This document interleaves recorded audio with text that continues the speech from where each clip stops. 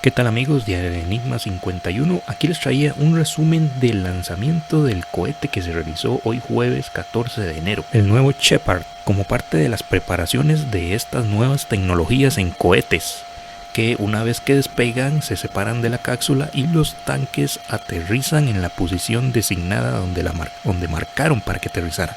Y bueno, resulta todo un espectáculo y una delicia ver cómo, bueno, los que les gusta esto, cómo avanza esta tecnología y cómo los cohetes, la parte del tanque va y regresa justamente donde tiene la marca, ahí aterriza. Y nos hubiera gustado poder transmitir esto en vivo, pero por cuestiones de horario y motivos de trabajo pues no pudimos hacerlo, de manera que aquí les traemos este resumen. Y que también ahí sé que hay en el canal hay gente que le gusta este tipo de noticias y eventos estelares también, como los que hemos transmitido ya de eclipses, la conjunción de planetas, en fin, todo eso. Tratamos de dar un poco de contenido en el canal para la gente que les gusta eso y que a nosotros también nos gusta. Así que amigos, aquí los dejamos con este resumen de este despegue del cohete que se transmitió en vivo hoy. Esta prueba de vuelo de estos cohetes, que no era tripulado, sino es una prueba de vuelo. Y bueno, pues nos pareció interesante traerles esto también al canal para el que le guste todo este tipo de cosas. Un saludo amigos, muchísimas gracias. She is in autonomous mode right now. We're waiting to see the final hydraulic system checks and engine gimbal check.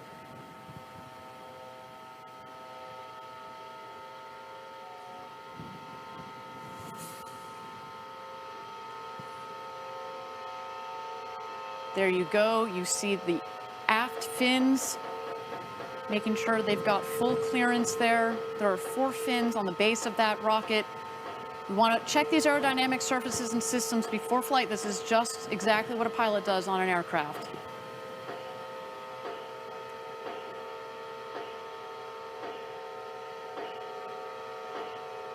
Waiting here for the engine gimbal check. You see the nozzle there peeking out. There it goes. The engine is also obviously to propel the rocket, but is critical in guiding the rocket on its ascent, but as well as on its descent as it comes into land on the northern landing pad just 2 miles north of where the rocket is taken off from.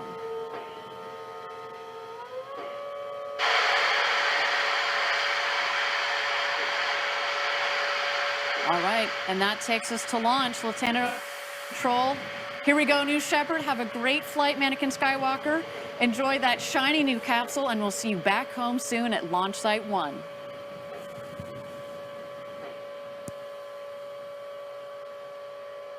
T-minus 16, guidance internal. T-minus 10, 9, 8, 7, 6, 5, 4. Command engine start. 2, 1. Ignition.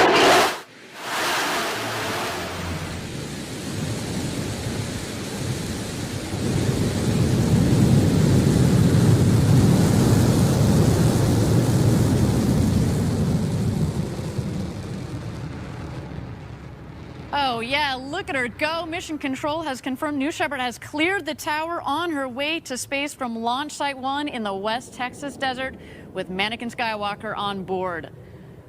Right about now, the fins on the aft portion of the vehicle are going to help the vehicle do its roll maneuver. The booster is going to be rolling at about 2 to 3 degrees per second, which equates to a full rotation of the vehicle every 2 to 3 minutes. This, of course, is to give the astronauts a 360-degree view during the flight.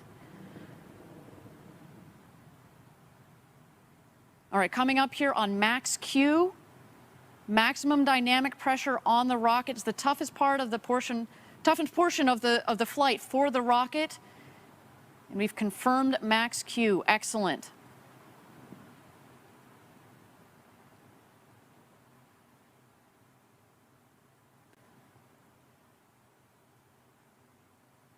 All right, you can see on the top right side of your screen, that's where you can follow along as we're gaining speed as she climbs up towards space. In the bottom left corner is the altimeter, noted in feet above ground level, although you may have noticed at liftoff we were sitting at 3,700 feet above mean sea level. That's the altitude of our West Texas launch site.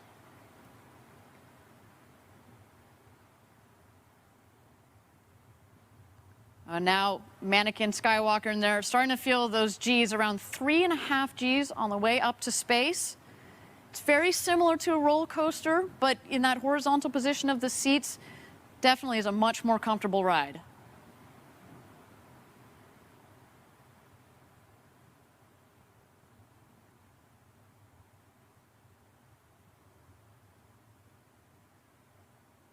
All right, now approaching main engine cutoff, or MECO. So we're going to shut off the BE-3 engine. MECO is confirmed. Now you'll notice that the booster and the capsule are continuing as their combined ascent to space. As you watch the altitude continue to, speed is dropping, of course, as it no longer has the propulsion from the BE-3 engine. Separation of the two craft is confirmed. You can start to see the two craft in the screen.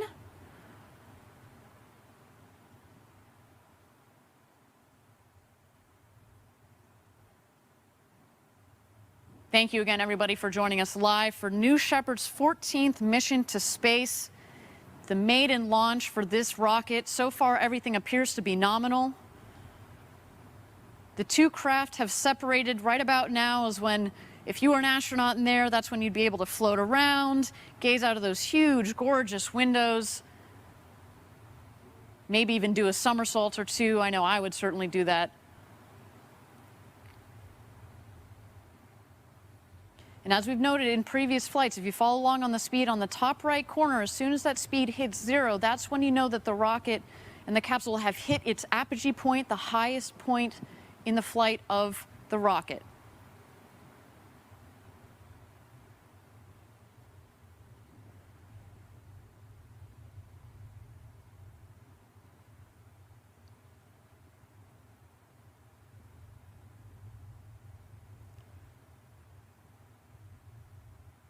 There you go, it's hit 0, and now they are heading back home.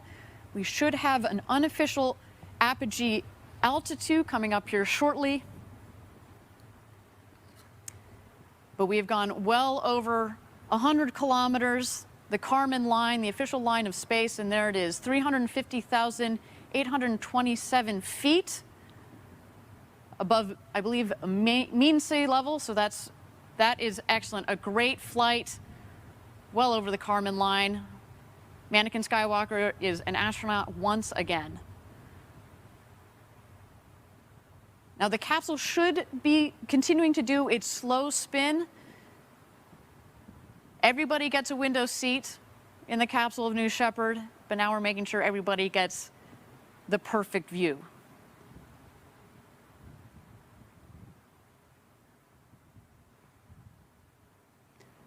All right, the two craft are heading back home now. The booster is going to beat the capsule back home. Obviously, it's more aerodynamically shaped, and so it's going to come down first. Right about now, in the next 10 to 15 seconds or so, this is when we expect the rocket to hit atmospheric pierce point.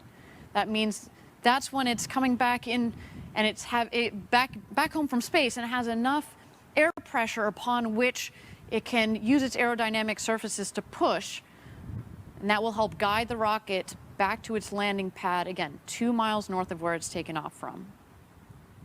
We have confirmation that the wedge fins have been deployed. Those fins are at the forward section, the top section of the rocket. They're housed in the ring fin. They also help provide stability for the rocket as it comes into land.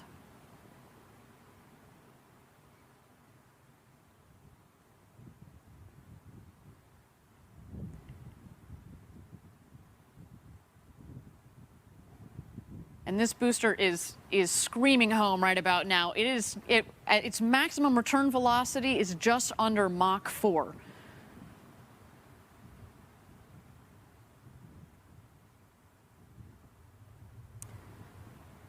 So we're looking now for the drag brakes to deploy. As soon as those deploy, you'll see the speed come down very rapidly. You're starting to see that in the top right corner there.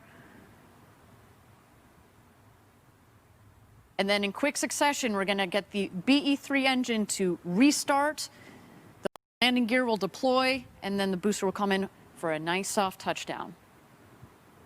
There are the drag brakes.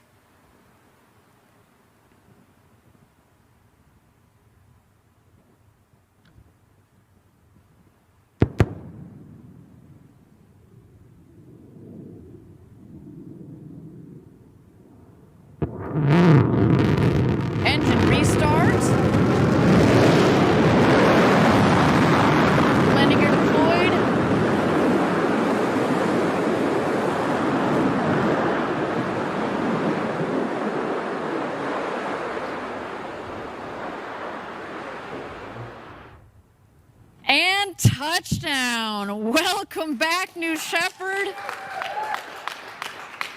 Oh, you can hear our team back here at headquarters enjoying this moment for this rocket. What a day. Did a nice little maneuver there to bring it back to the center of the pad, but that is what we're looking for. A completely autonomous system, Patrick. That never gets old. That's the type of stuff that makes live rocket launches and landings so exciting. I know. Every time I see that booster come back, it's just like your heart's in your throat. But it's so exciting to see it actually come back and just perfectly land down there. Incredible, incredible. Kudos to our whole team for adding yet another rocket to our fleet. Wow. Okay. Well, the show is not over. That's right. We still are waiting here for the crew capsule to come back. As noted, first the drogue chutes will deploy. Those are like the guide parachutes. The mains will then deploy. You'll also see the mains then inflate to full inflation. And once they're fully inflated, that's when the crew capsule starts to slow down, comes in, a nice 15, 16 miles an hour, a nice cruise back home. We'll wait for it to come back in to our valley in West Texas, and it will land. And just as we talked about, just in the last milliseconds, the retrothrust system fires, and it creates a nice pillow, air pillow, if you will. So Mannequin Skywalker, by the time he touches down, it's just at about 1 mile an hour. It's a nice, soft touchdown. And there we go. The crew capsule has its mains deployed, fully inflated. What an incredible day for the team.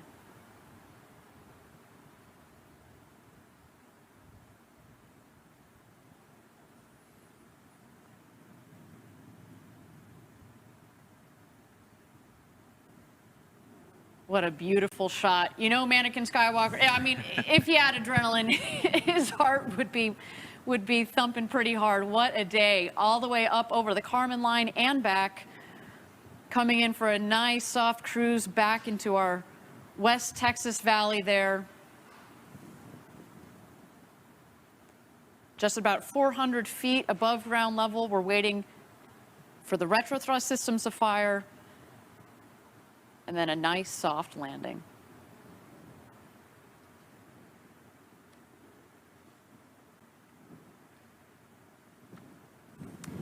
And touchdown.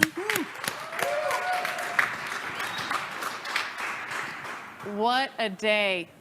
What a beautiful shot. Congratulations to all of Team Blue. Really well deserved. This is our 14th mission. A safe landing for the booster, safe landing for the crew capsule.